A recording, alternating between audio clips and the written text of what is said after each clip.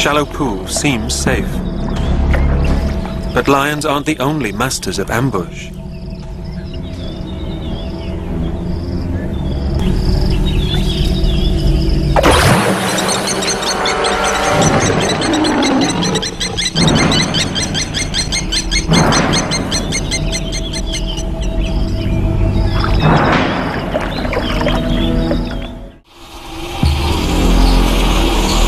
The night holds other threats. Hyenas and leopards wouldn't hesitate to kill the cubs. Katswiri is still thirsty from this morning, but seems reluctant to drink.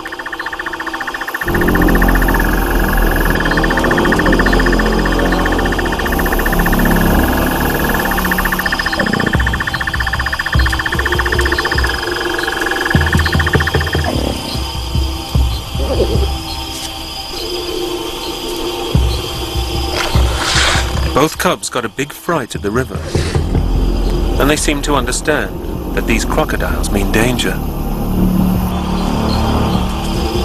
It's an important lesson they're learning. Fear. They're finally growing up. According to this documentary, every cub born to this pair of lions has been killed and eaten by crocodiles. Now you'd think they'd get the hint and move to a different watering hole, but no, they like this particular river, so they stay. So what was it about this particular pair of cubs that allows them to survive whereas the other ones died?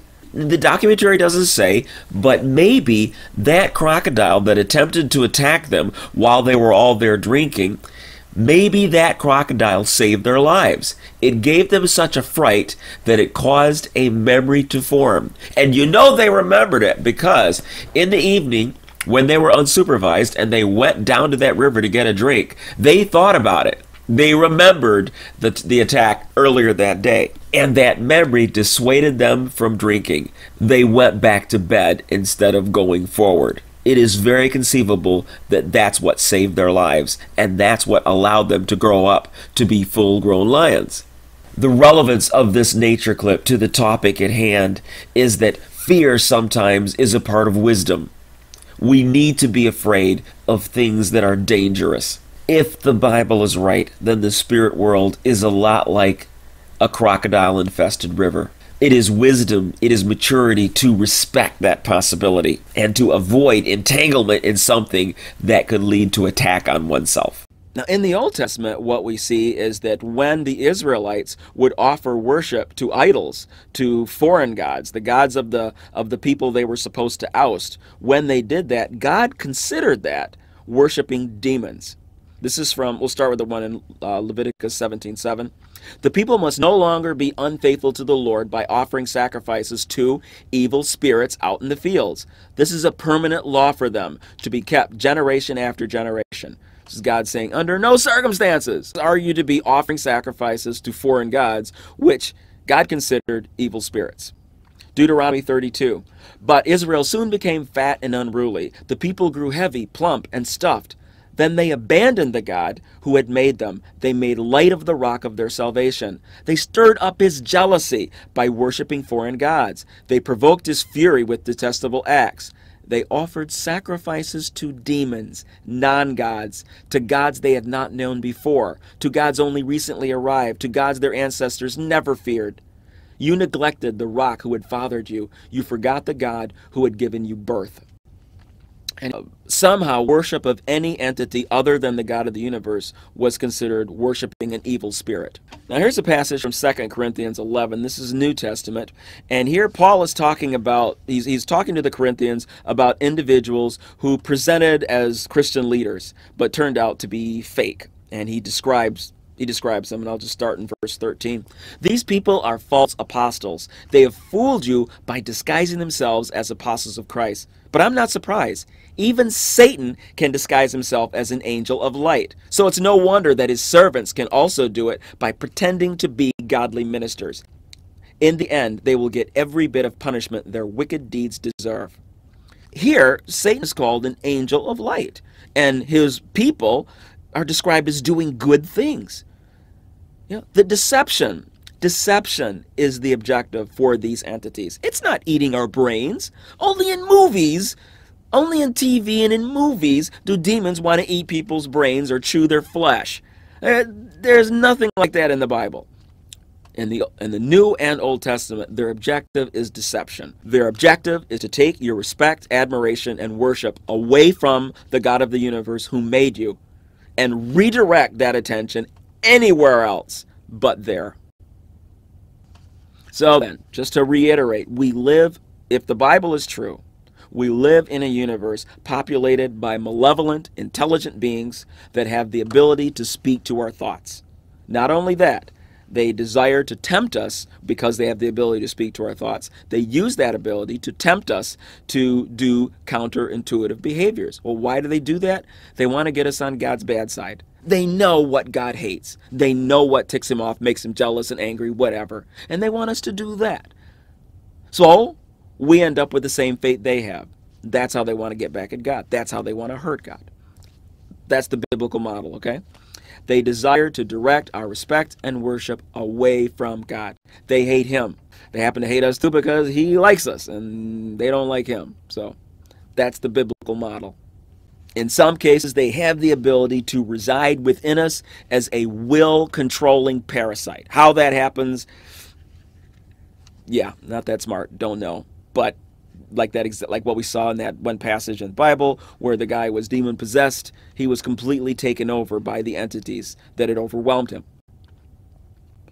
Now, as a psychiatrist, I've treated tens of thousands of people, and very rarely do I come across a case where I suspect that demons are involved. I feel weird even talking about this, okay? That's not the norm in psychiatry at all. However, there have been a few cases when I suspected very strongly that something other than normal mental processes were involved. And I think I already have that particular program on YouTube somewhere, so you can look that one up. As a medical professional, as a scientist, I do have difficulty talking about demons. I mean, I do talk about it, obviously. Duh, okay. But it's not a comfortable subject. It's certainly not something that comes up in everyday conversation because very primitive people talk about demons to explain things that they can't understand. And you know, a lot of things throughout history have been attributed to demons, like epilepsy and mental illness.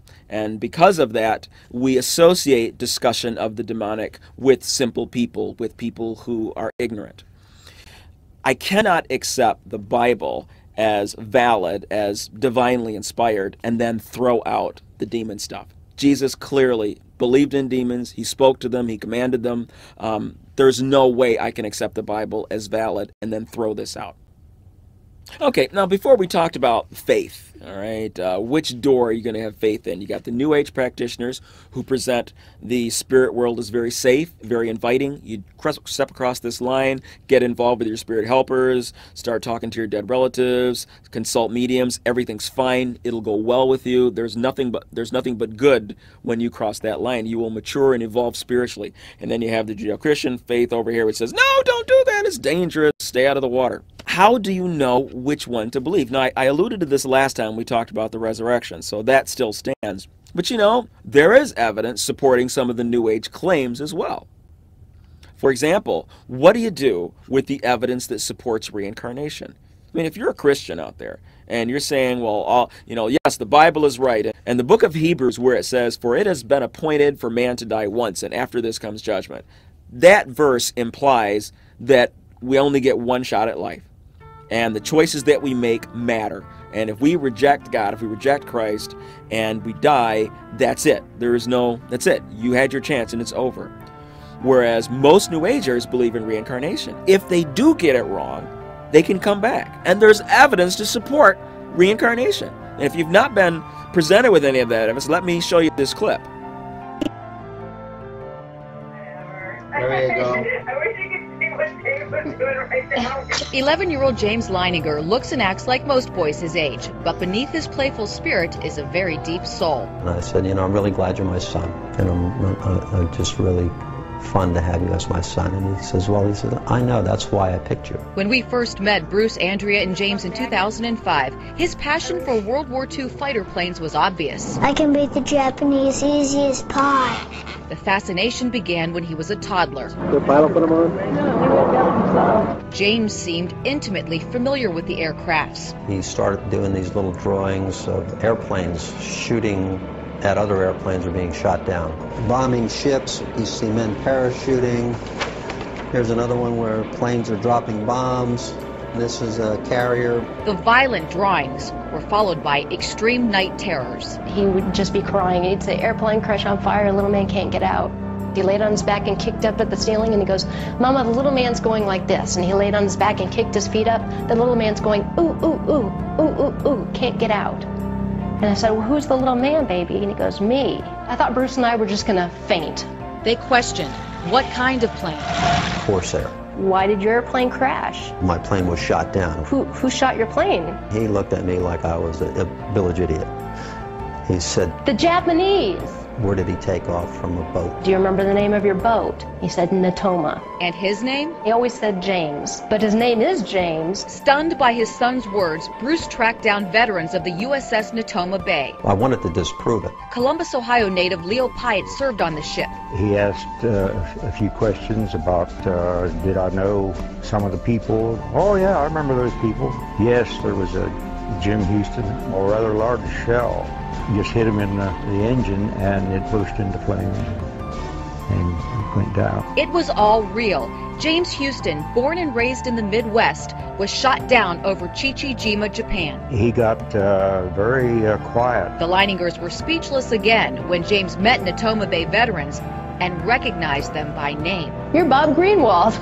I'm serious. He never met Bob Greenwald. No, he'd never met him before. They tracked down James Houston's sister, Ann. And he goes, it's not Ann, it's Annie. She wasn't my oldest sister. I had an older sister than that. And I said, you did? Who was that? And he goes, Ruth. I mean Ruth. Eddie is what they called me when I was little. Knowing my name and my sister's name, the things that my brother did when he was a kid, it's too amazing to describe. James recalled his favorite childhood possessions, and when we spoke to them via Skype, they shared one specific story involving James Houston's mother. Annie had sent James the picture that her mother had painted of James Houston. And when James got it, he called Annie to thank her, and he said, where's the one Mom painted of you? And so she went and found it and sent a copy, and later on she told us that no one in the world except her brother and sister knew that there was an identical picture of Annie when she was the same age. Leiningers say they aren't promoting reincarnation. Before James, they didn't believe in it. And I really believe that there's a purpose to this story, and that the God that created us wants this story told. And I also hope that it opens people's eyes up to reincarnation. You do? Yeah, I hope it opens people's eyes up to the fact that reincarnation can happen. It is a possibility. It's not a lie. Suzanne Stratford, Fox 8 News. Okay, now after seeing something like that, you got to think something's happening here. I mean, I think that this particular case, unless the parents and the child have conspired together to pull the wool over everybody's eyes, if this is true, it is compelling evidence in support of reincarnation. But does this example prove reincarnation? Does it prove that souls are recycled? Is that the only explanation for what has been observed here? I submit to you that it's not. There are other potential explanations. And you go, what? How else can you explain his memories? This guy knew specific names. He knew things about the sister that she didn't tell anybody. She knew about that picture. Come on. What other possible explanation could there be for his knowing that information, unless he was that other James?